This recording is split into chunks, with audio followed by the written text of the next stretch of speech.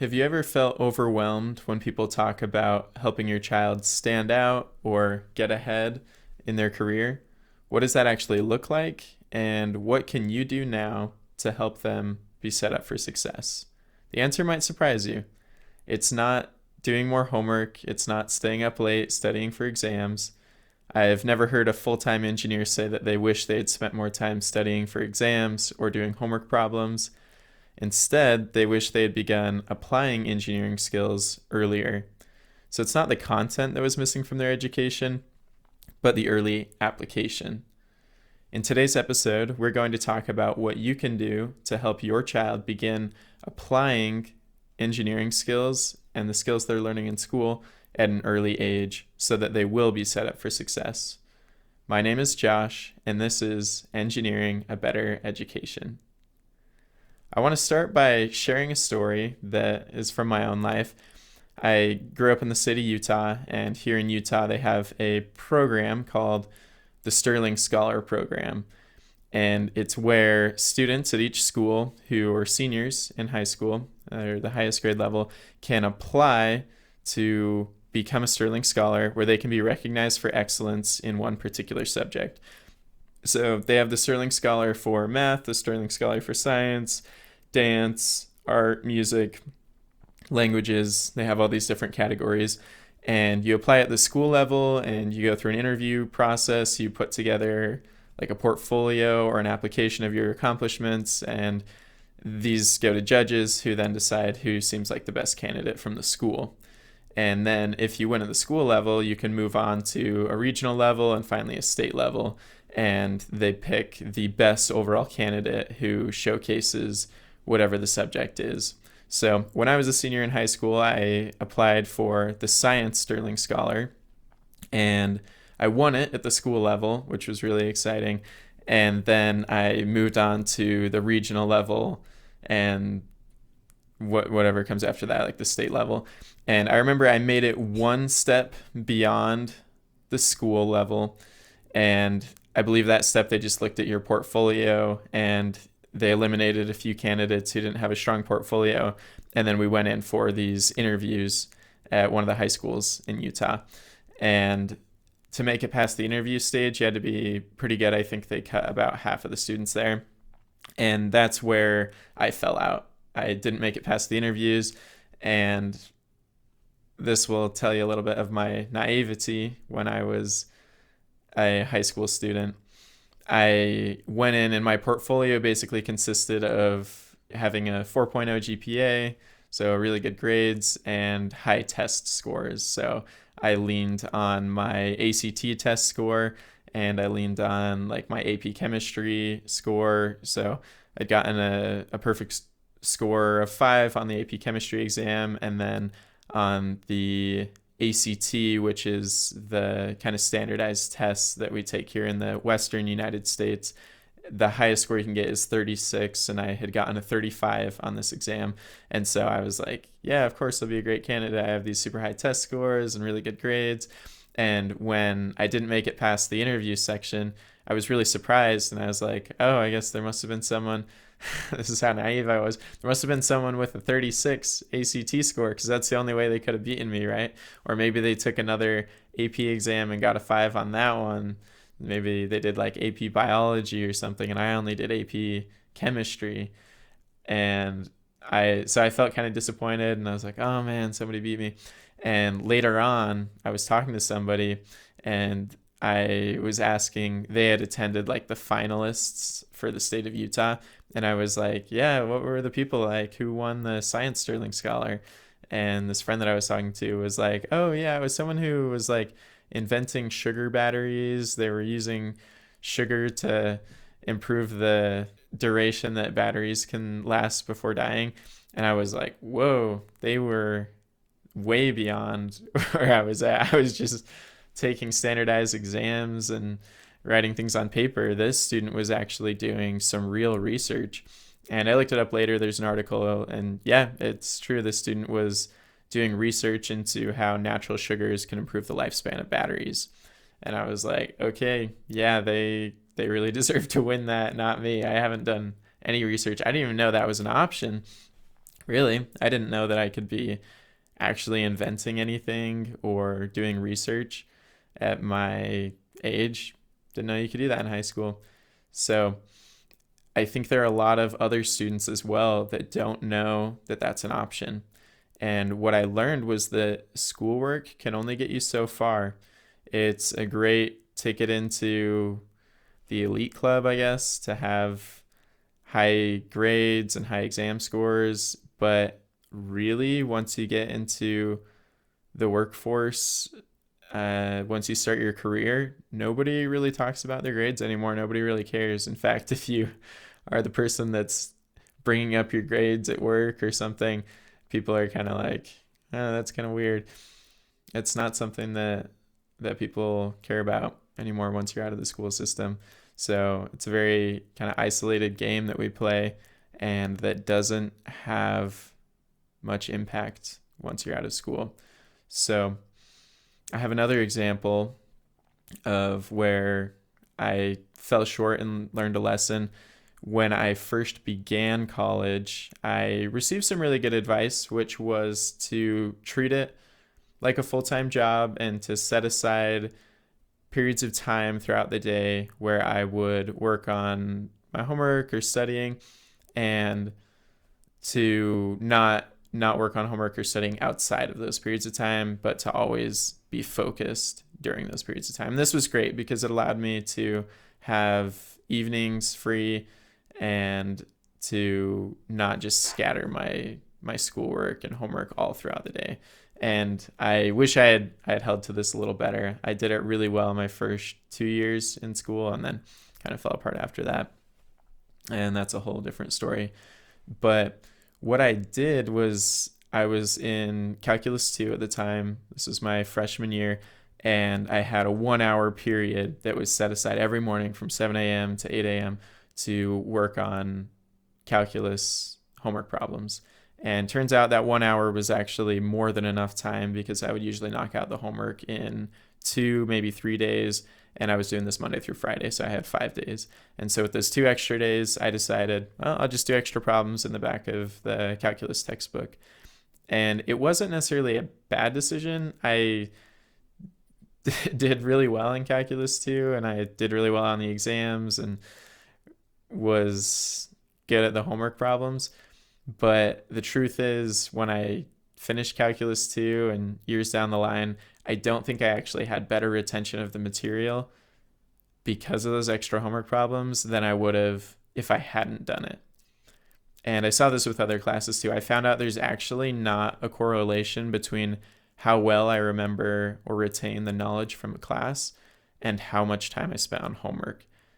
There was almost no correlation, actually. There were classes where I spent a ton of time doing homework problems, math classes in particular, and I could get through the class and kind of forget everything that I had learned, even though I was practicing it every day on homework problems. On the contrary, there were classes that I didn't spend that much time on homework problems, but I did a big class project, and I still remember the concepts that I learned. One example of this is, we took a computational methods class when I was in college. This was a computer coding class, and I don't remember much from the homework problems, but there was this really big project that we did where we had to design our own program to solve a problem that they gave us. And the problem that they gave us was, they gave us a string of ECG data, so an electrocardiogram.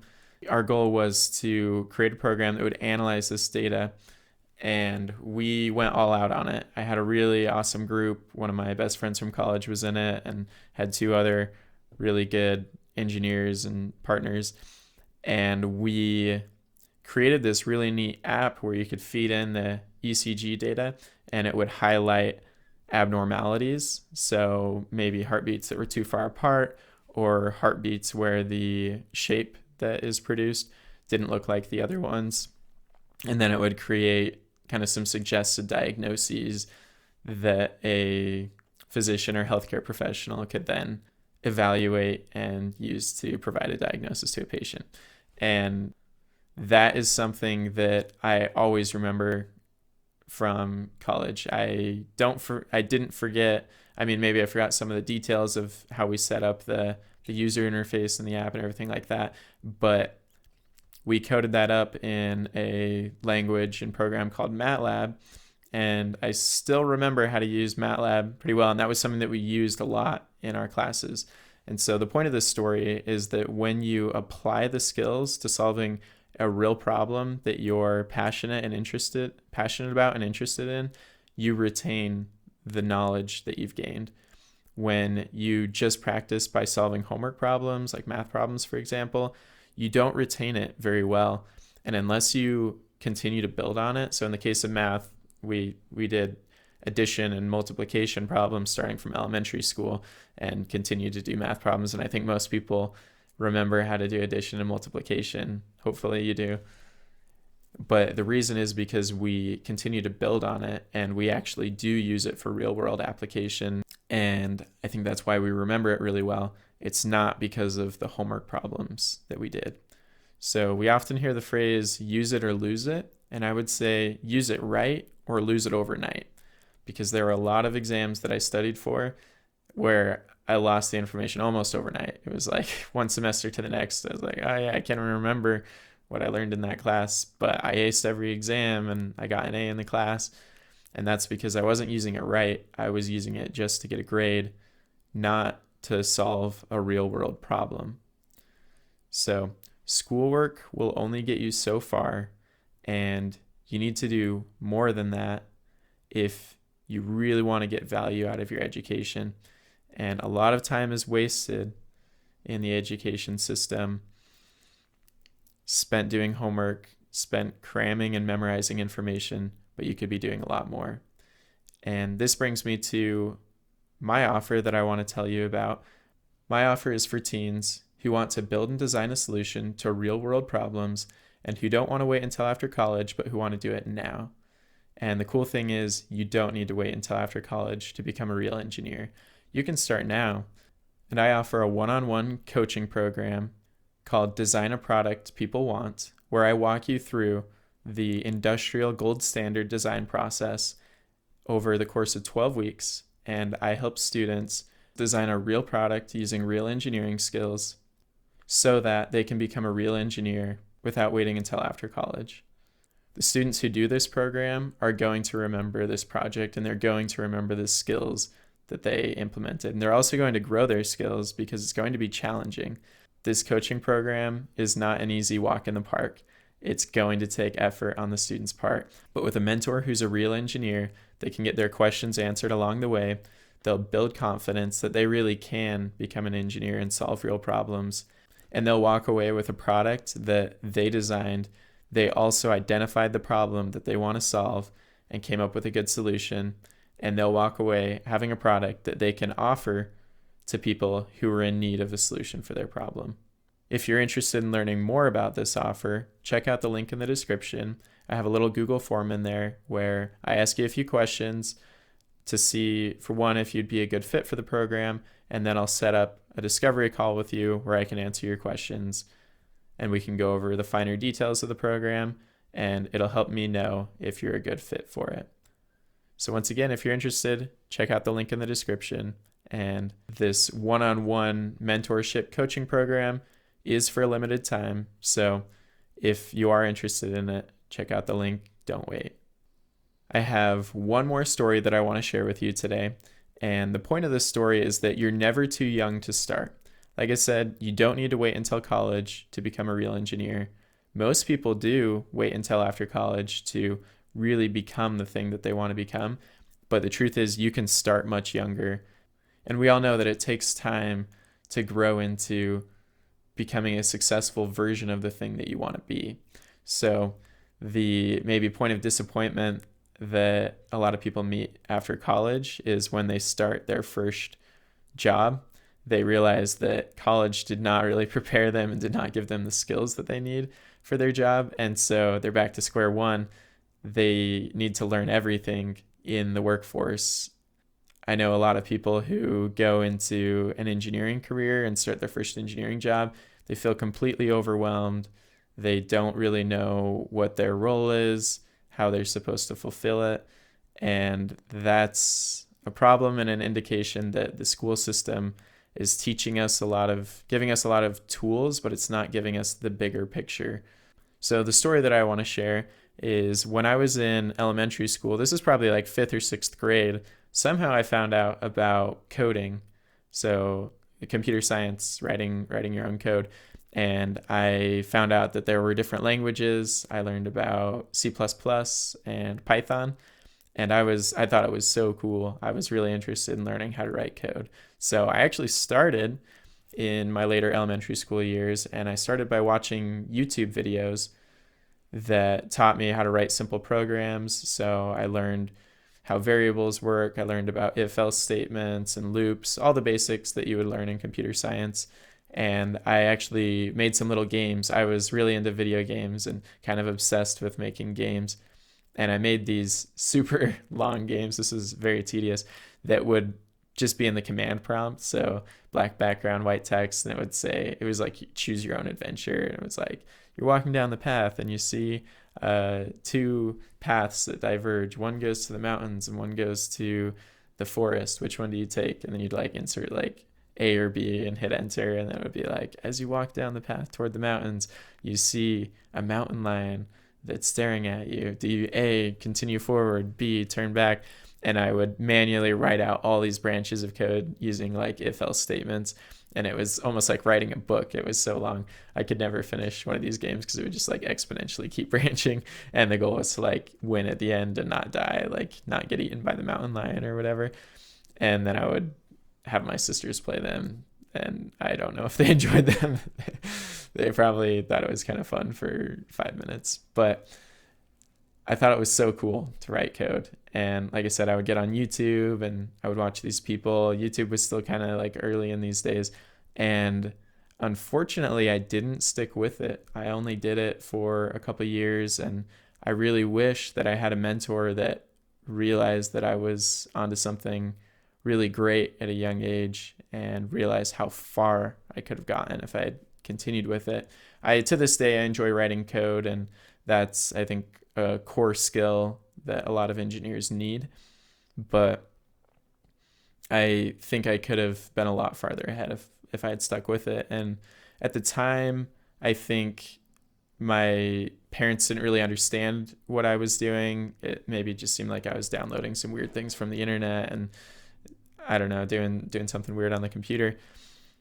But if I had had a mentor at that age who could walk me through computer science and coding and had given me a lofty goal project, so something maybe a little bigger and more powerful than just those little command prompt games that I was working on, I think I would have made it really far. And I think I would have been much further ahead than I ended up being. Maybe I could have been a little bit more like that student who won the Sterling Scholar Science Award when I was in high school, who was doing research into batteries and how natural sugar affects the lifespan of a battery. That's really cool. And that's something that I never did in high school or college, junior high. I never did any of that. And what I want is for students today to realize that that is an option. That's something you can do. There's never been a better age to live in for your education. And it's kind of ironic because we live in an age where the education system has become maybe overly standardized. And in some ways, the education system is broken and it's holding some students back. It's also pulling some students along way too quickly. And I don't want people to miss out on the opportunities that are there.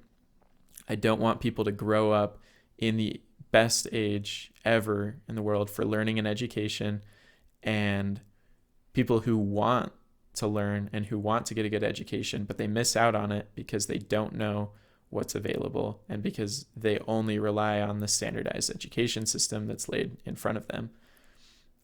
And they get sucked into the game of good grades, studying for exams, getting an A on everything.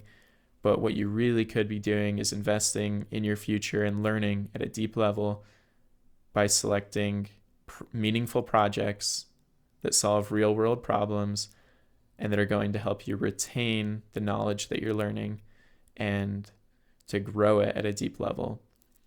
So that's the point of today's episode.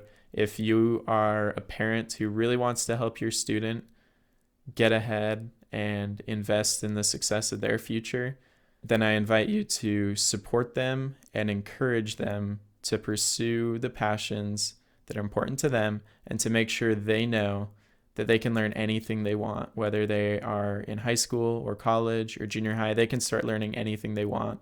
And there are a lot of free resources out there on the internet and with ChatGPT, but they need to focus their time and attention on a project that is meaningful to them. I hope today's episode was valuable to you, and if it was, I invite you to drop a comment below answering the question, what is your dream career, and what project could you have done that would have prepared you for success? If you enjoyed today's episode, remember to like and subscribe, and I'll be chatting with you again soon.